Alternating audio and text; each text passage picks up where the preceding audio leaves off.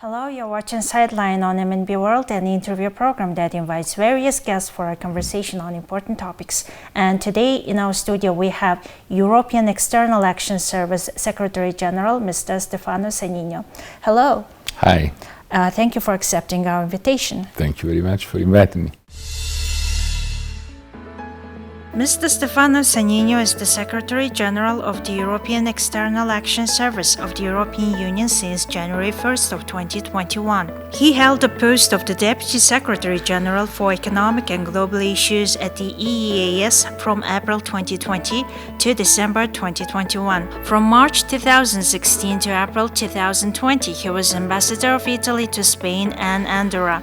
From July 2013 until March 2016, he held the position of Permanent Representative of Italy in the European Union in Brussels.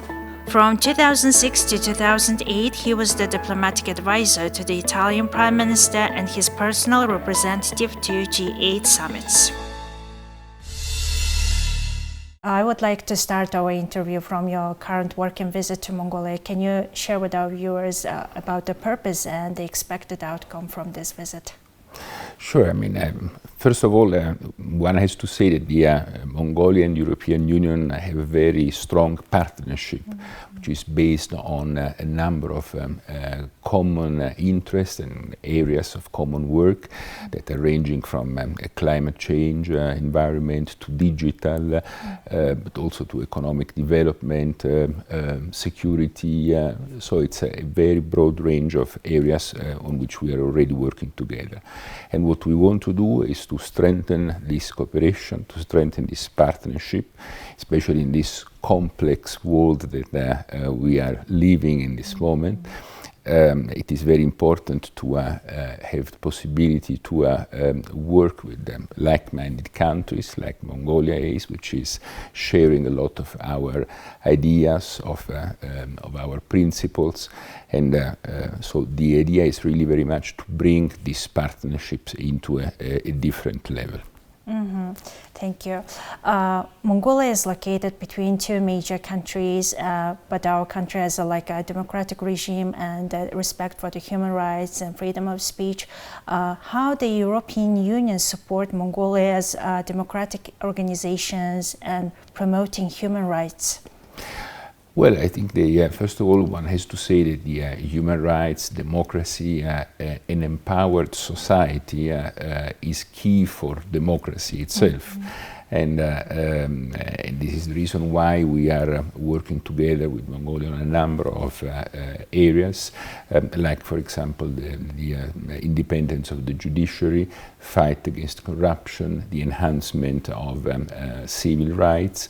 We have a number of programs that we are developing together in these different areas.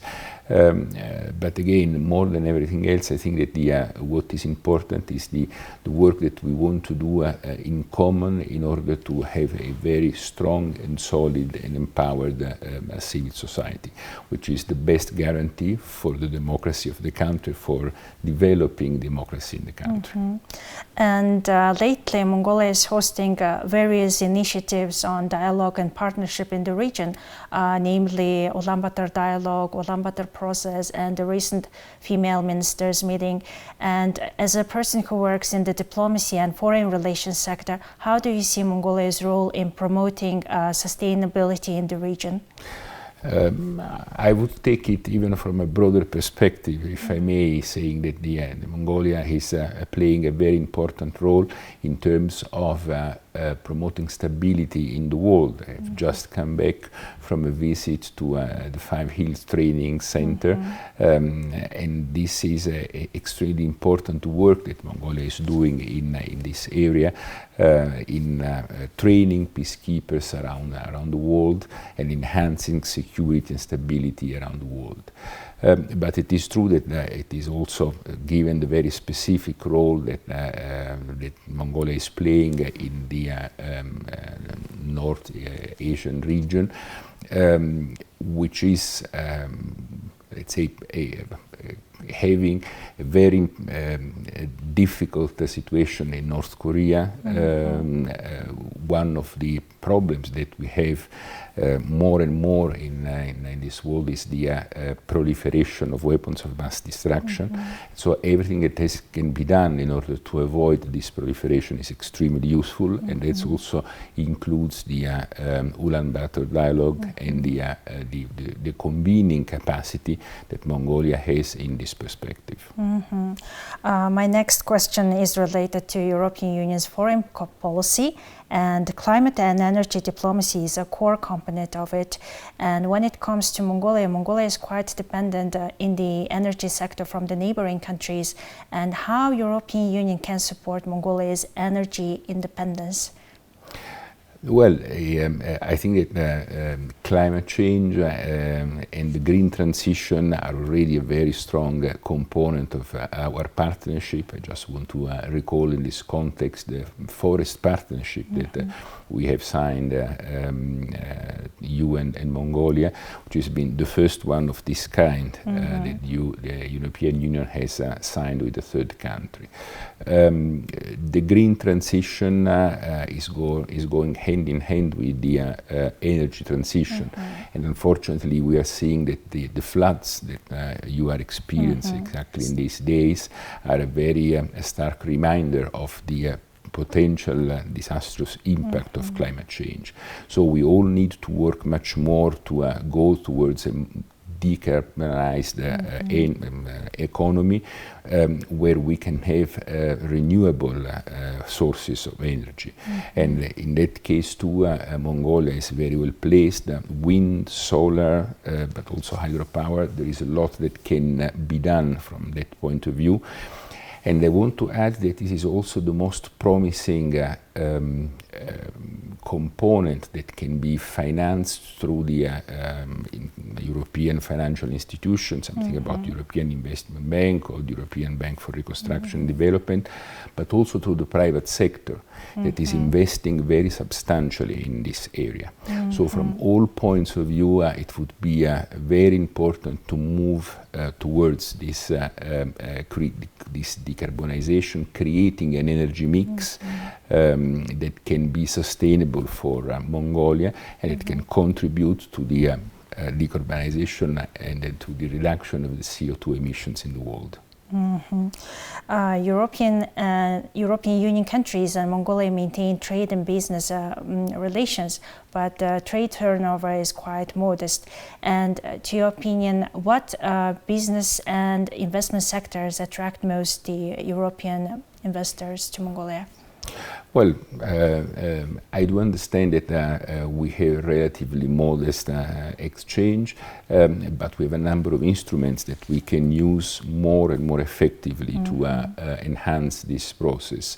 We have a mechanism through which Mongolians products can access duty-free the European market, and I think that we need to use and diversify much more this instrument. But as I was saying before, there are also other areas where the investments can move, and I was mentioning before the green, but also the digital. There is also digitalization that is taking place in the country, and that's also very important areas where we could, where the investments coming from Europe could arrive. This is also the reason why it is important to create an environment which is more favorable to these investments, and this is why we are working also very actively and proactively in an area like fight against corruption, which is key in order to attract more investment from abroad. Looking ahead, what areas of partnership and collaboration are the most prospective between European countries and Mongolia? Again, I mean, I keep on mentioning energy and climate change and the green transition or digital, and it's certainly where we can work more.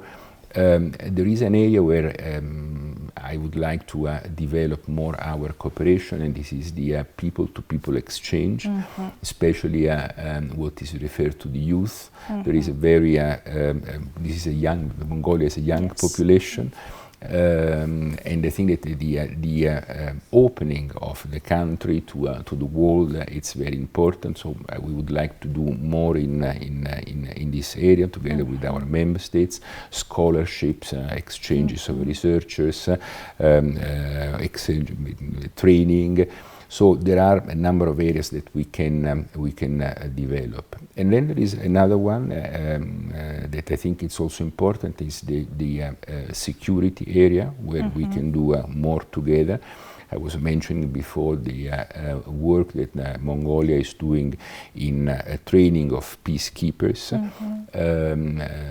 We are also, as European Union, very active with our missions and operations around the world to, let's say, bring stability and foster security in third countries. This is also an area where I think the cooperation could move rapidly, and I've had very good meetings with the government that are very promising in moving our relations more substantially into this direction.